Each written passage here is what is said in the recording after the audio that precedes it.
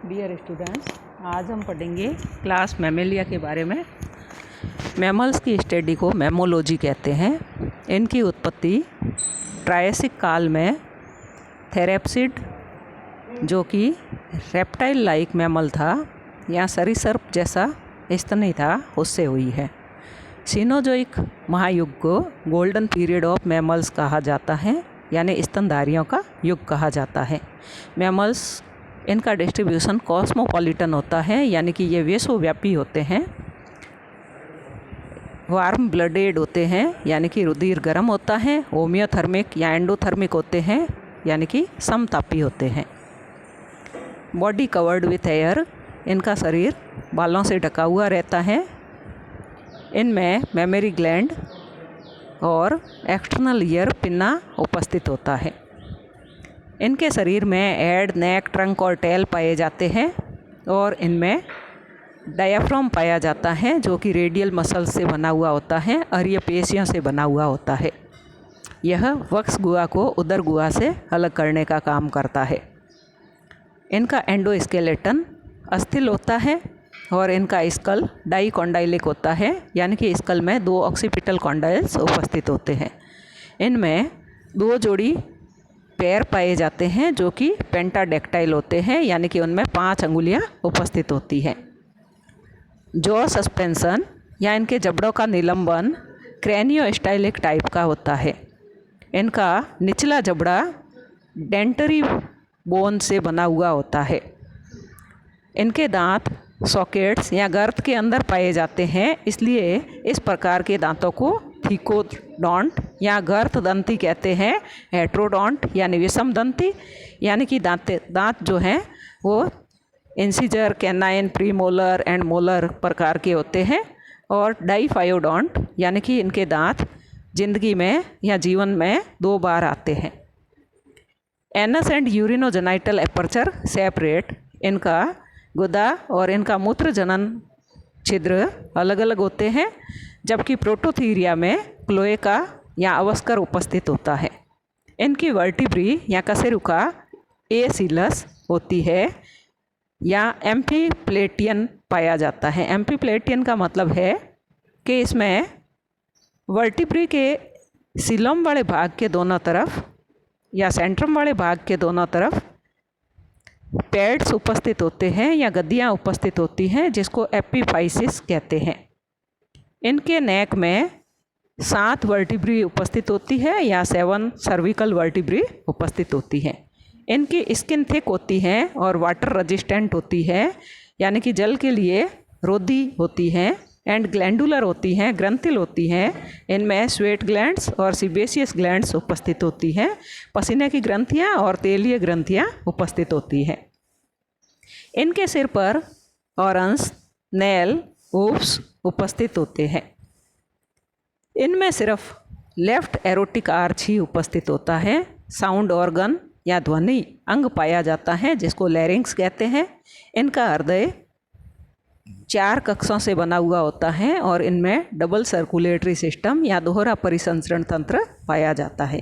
इनकी आरबीसी या red blood corpuscle non nucleated होती है। इनमें 12 जोड़ी क्रैनियल नर्व्स या कपाल तंत्रिकाएं उपस्थित होती हैं। इनका ब्रेन बड़ा होता है और हाईली डेवलप्ड होता है, अत्यधिक विकसित होता है, जिसमें सेरिब्रम और सेरिबेलम ज़्यादा जटिल और हाईली डेवलप्ड होते हैं। दोनों प्रमस्तिष्क गोलार्ध आपस में कॉर्पस कैलोसम की सहायता से जुड़े हुए होते हैं। इनमें 4 ठोस ऑप्टिक लोब्स उपस्थित होते हैं, जिनको संयुक्त रूप से कॉर्पोरा क्वाड्रिजेमिना कहते हैं। इनके इंटरनल ईयर में, आंतरिक कर्ण में कॉइल्ड कॉक्लिया उपस्थित होती है। इनके मिडल ईयर में 3 ईयर ऑसिकल्स या 3 कर्ण अस्थियाँ उपस्थित होती हैं, मेलियस, इंकस एंड स्टेपस। इनमें 1 जोड़ी मेटानेफ्रिक किडनीज उपस्थित होती है और ये जंतु यूरियोटेलिक होते हैं, यानी कि इनका उत्सर्जी पदार्थ यूरिया होता है। ये यूनिसेक्सुअल होते हैं और इनमें एक्स्ट्रा एम्ब्रियोनिक मेम्ब्रेन उपस्थित होती है, अतिरिक्त भ्रूणीय झिल्लियाँ उपस्थित होती हैं जो कि amnion, chorion, allantois and yolk sac के रूप में होती हैं, इसलिए इनको एमनियोटा ग्रुप में रखा गया है। ये जंतु विविपेरस होते हैं, जरायुज होते हैं। कुछ जंतु ओविपेरस भी होते हैं और कुछ जंतु ओवोविविपेरस भी होते हैं। इनके अंडे एलेसिथल एंड माइक्रोलेसिथल होते हैं, अपीतकी और सूक्ष्म पीतकी होते हैं, जबकि प्रोटोथीरिया के अंडे मेगालेसिथल या अतिपीतकी होते हैं। इनमें इंटरनल फर्टिलाइजेशन पाया जाता है और ये जंतु प्लेसेंटल एनिमल्स यानी अप्रायुक्त जंतु होते हैं। इनमें पेरेंटल गेयर उपस्थित होती है। इनको 2 सब क्लासेज में बांटा गया है, 2 उपवर्गों में बांटा गया है, Prototheria and Theria. Prototheria egg laying primitive mammals है, अंडे देने वाले आदिम स्तनी हैं।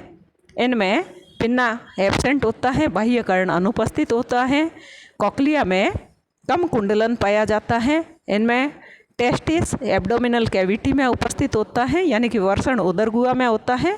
इनकी मेमरी ग्लैंड्स विदाउट निपल्स, इनकी मेमरी ग्लैंड्स में निपल्स एब्सेंट होते हैं। इनका ब्रेन में कॉर्पस कैलोसम एब्सेंट होता है और ये पार्शियली होम्योथर्मिक होते हैं, यानी कि आंशिक रूप से समतापी जंतु होते हैं। इनके अंडे बड़े आकार के होते हैं जिनमें अधिक मात्रा में यौक उपस्थित होता है और बाहर की तरफ कवच पाया जाता है। इनके एडल्ट, इनके वयस्क में दांतों के स्थान पर हॉर्नी बीक उपस्थित होती है, श्रृंगीय चोंच उपस्थित होती है, जबकि इनकी शिशु अवस्था में दांत उपस्थित होते हैं। इनमें गायनेकोमैस्टिज्म कंडीशन पाई जाती है। इसका मतलब है कि मेल और फीमेल दोनों में ही मेमरी ग्लैंड उपस्थित होती है। इसका उदाहरण है ऑर्निथोरिंकस या जिसको डकबिल्ड प्लेटिपस कहते हैं। सेकंड सब क्लास है थीरिया। इसके मेंबर्स विविपेरस होते हैं, जरायुज होते हैं, पिन्ना उपस्थित होता है, कॉक्लिया कुंडलित होता है और इनके वर्षण कोष में उपस्थित होते हैं। इनमें मेमरी ग्लैंड्स में निपल्स पाए जाते हैं। इनके ब्रेन में कॉर्पस कैलोसम उपस्थित होता है। ये कम्प्लीटली होम्योथर्मिक होते हैं, यानी पूर्ण रूप से समतापी होते हैं। इनके अंडे आकार में छोटे होते हैं और योग कम मात्रा में होता है।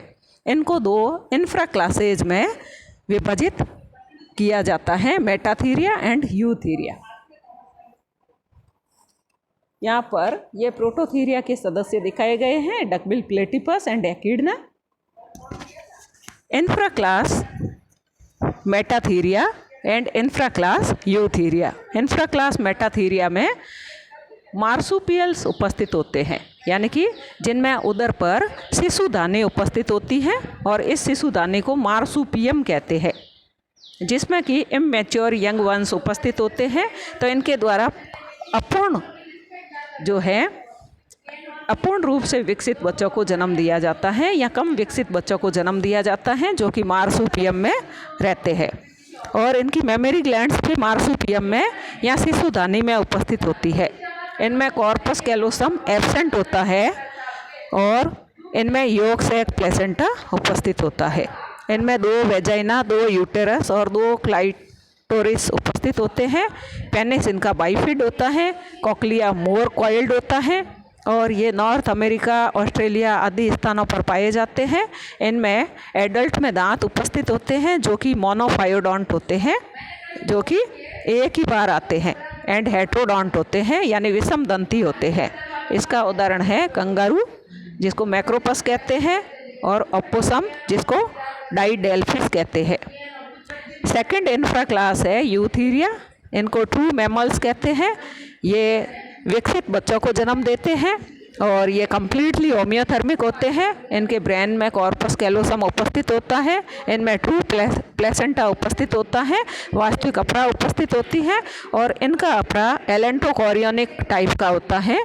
इनमें 1 यूटेरस, 1 वेजाइना उपस्थित होता है और इनका पेनिस सिंपल प्रकार का होता है। इनमें कॉक्लिया हाईली कॉइल्ड होता है और ये जंतु विश्वव्यापी होते हैं।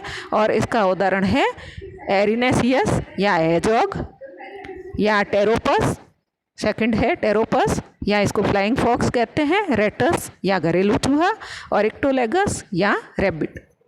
जैसे कि डायग्राम में दिखाया गया है, ये इंफ्रा क्लास मेटाथीरिया का सदस्य है कंगारू, जिसमें कि इसके उदर पर एक थैलीनुमा संरचना पाई जाती है जिसको मार्सुपियम कहते हैं, इसलिए इन जंतुओं को मार्सुपियल्स कहते हैं।